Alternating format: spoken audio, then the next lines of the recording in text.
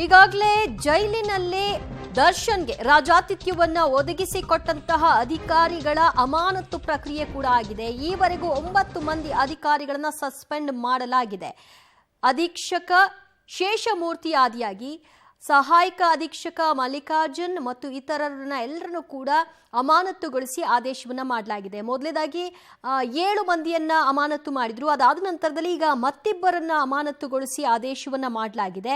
ಮಗದೊಂದು ಕಡೆಯಲ್ಲಿ ಇದಕ್ಕೆ ಅವಕಾಶವನ್ನ ಮಾಡಿಕೊಟ್ಟ ಈ ಅಧಿಕಾರಿಗಳ ವಿರುದ್ಧವೂ ಕೂಡ ತನಿಖೆಯನ್ನ ನಡೆಸಲಾಗ್ತಿದೆ. ಪರಪ್ಪನ ಅಗ್ರಹಾರದ ಜೈಲಿನಲ್ಲಿ ಏನು ಇನ್ಸಿಡೆಂಟ್ ನಡೆದಿದೆ ಅದರ ಬಗ್ಗೆ ಈಗಾಗಲೇ ಕ್ರಮ ತಗೊಂಡಿದ್ದೇವೆ. ಇನ್ಸಿಡೆಂಟ್ ಆಗಿರ್ತಕ್ಕಂಥದ್ದು ನಮಗೆಲ್ಲ ಗೊತ್ತಾದ ಮೇಲೆ ಅದಕ್ಕೆ ತನಿಖೆಯನ್ನು ಮಾಡಿ 7 ಜನ ಅಧಿಕಾರಿಗಳನ್ನು ಈಗಾಗಲೇ ಸಸ್ಪೆಂಡ್ ಮಾಡಿದ್ದೇವೆ. ಅದಾದ ಮೇಲೆ ನಾನು ಈಗ ತಾನೇ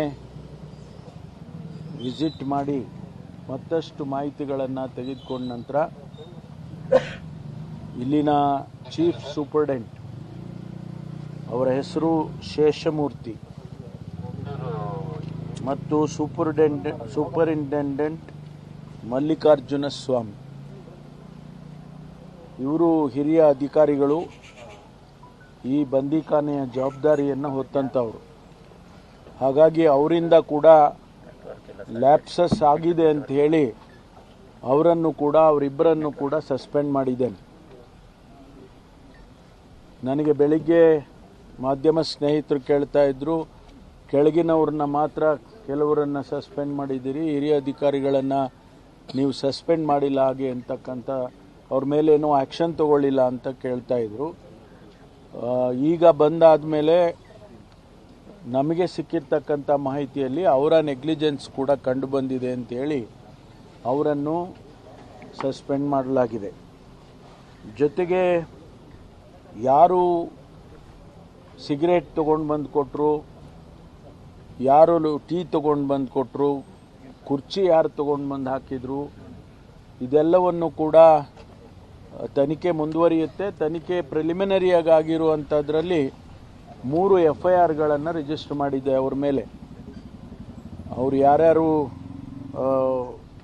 ಏನು ಪ್ರಿಸನ್ ಆ್ಯಕ್ಟ್ನಲ್ಲಿ ಏನು ಪ್ರಿಸನ್ ಮ್ಯಾನ್ಯುಯಲ್ನಲ್ಲಿ ಏನು ನಮೂದಿಸಿದ್ದಾರೆ ಅದನ್ನು ವೈಲೇಷನ್ ಮಾಡಿದ್ದಾರೆ.